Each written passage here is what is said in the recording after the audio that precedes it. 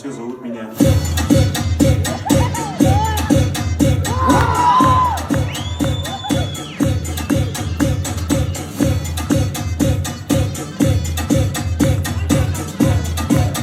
Спортсмены, вас не слышно!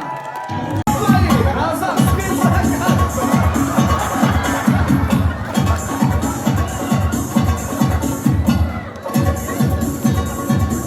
Братишка, где друзья?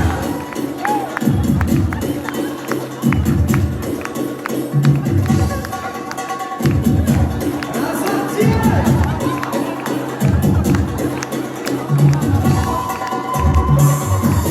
Гости дорогие, помните наши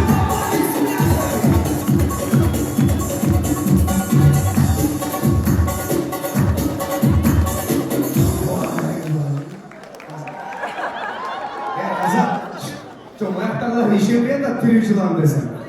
Bir koysaydık ne?